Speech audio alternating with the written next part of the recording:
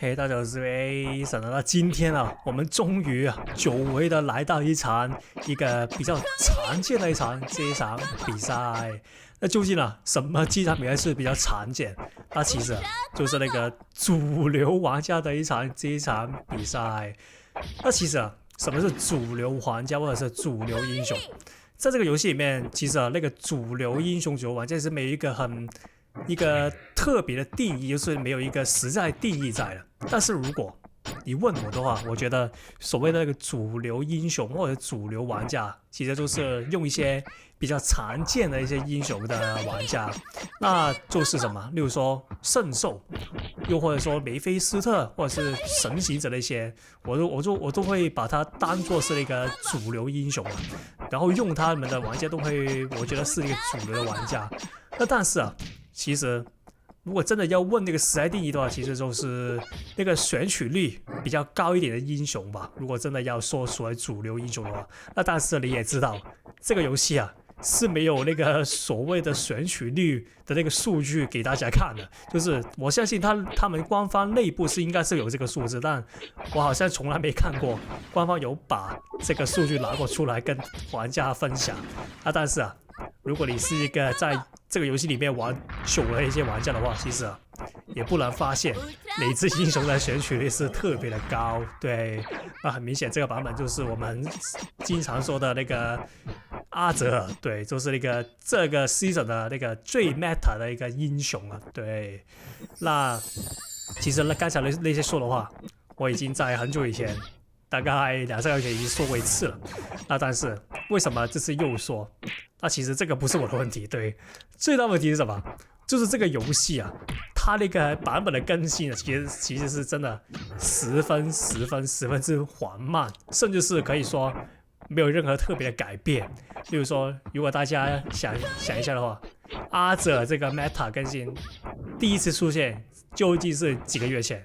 其實你想一下這一點，大家就知道這個遊戲更新的版本更迭是有多麼的慢呢？對，就不像其他遊戲，可能一個 season 改了之後，那個 meta 就會換成其他英雄之類的。那這個遊戲是不適用這個規矩的，所以的話，我說的一些什麼戰術什麼一些觀念概念的一些話題，有時候重複是很正常的，因為這個遊戲的變化真的是非常之少。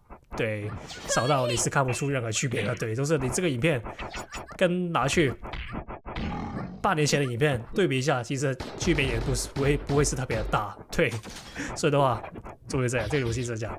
OK， 那這次我們就來到這個遊戲裡面。對，那其實再說個題外話吧。那如果大家知道我現在這個訂閱已經來到490了，如果我沒記錯的話，那代表什麼？那就代表着我的那個頻道的會員就快要可以開通了。是什麼意思？如果大家知道的話，我很久以前已經說過，當這個頻道500訂閱的時候，我就可以開這個會員頻道。那其實我對會員頻道的一些構想已經有一個初步的那個概念或者計劃了。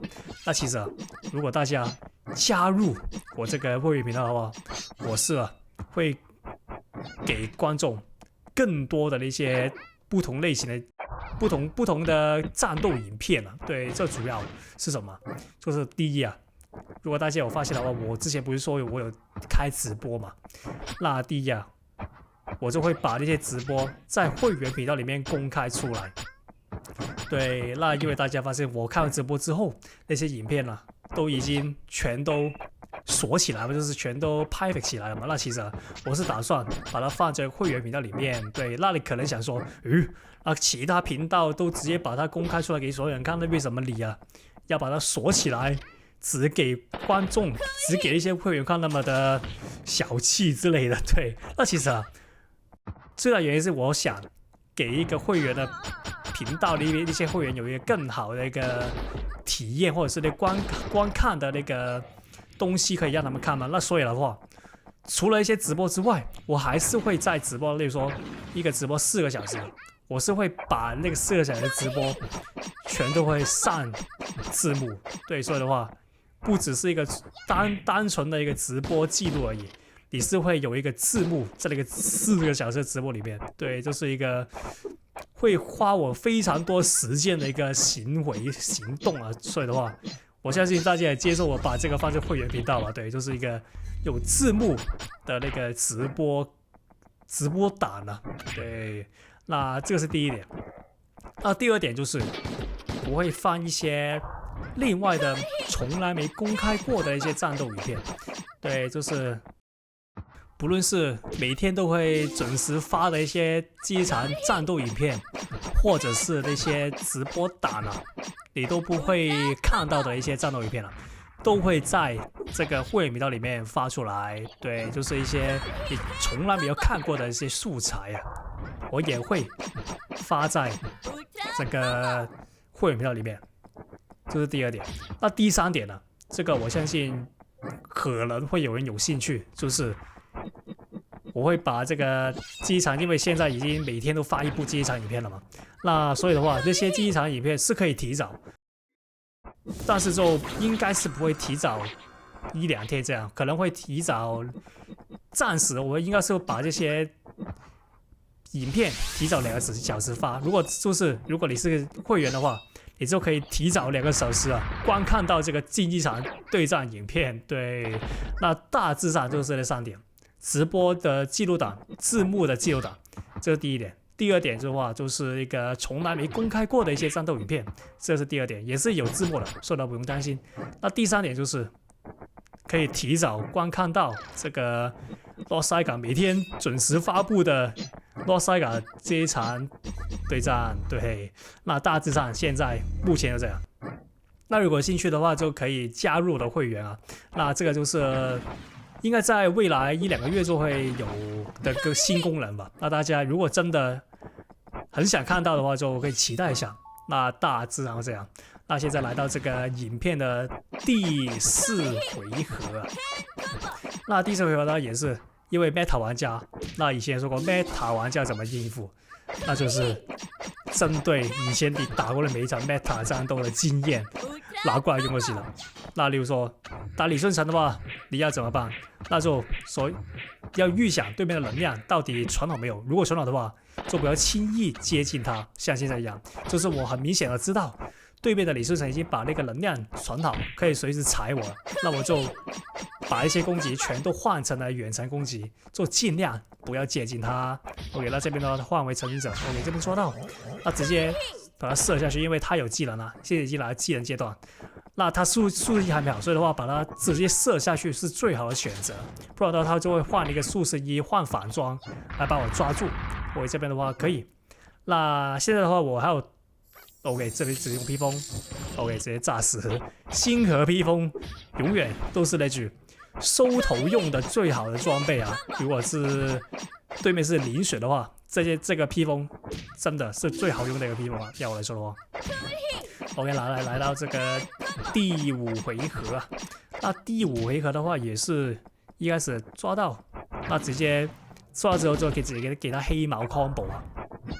那如果大家也知道的話，黑毛 combo 我的黑毛是300攻的，所以做到的話那個血量就可以直接壓很低。所以的話這邊的話 OK， 這邊的前期做了那麼多次，可以直接給他兵法 SD 啊，因為兵法 SD 是我的 SD 裡面所有最快的一件抓人的裝備或者是技能。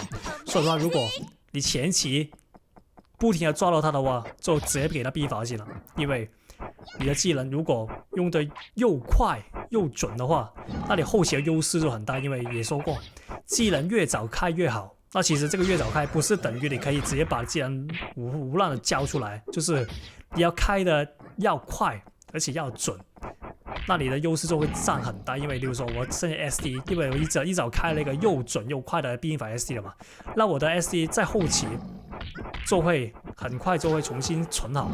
那這個血量啊，因為剛才兵法 SD 就把它壓了個血量壓很低，所以的話這個 SD 存好的同時，那就代表說我的那個優勢會越來越大。我這邊做到。那直接把它打3下吧，然後小心一點，不要輕舉妄動，因為對面的技能也是存好了，直接把它踢下去。OK， 這邊小心點啊。OK， 這邊直接用 SD， 那這邊他誤判了，那他這邊的話誤判就直接被我打下去，那他血量就會被我壓非常非常的低。OK， 這邊的話，他血量已經比我少很多。那這邊的話，他是要比我小心很多。那我要小心的事情是什麼？就是小心他一些比較奇怪的裝備，例如說什麼把我變僵屍然後消解的裝備。那只要小心他這一點的話，基本上就沒事了。OK， 這邊的話可以，他披風也開了。那致命性技能就是最佳在披風身上。那他披風開的話，那我们就不用再怕他了。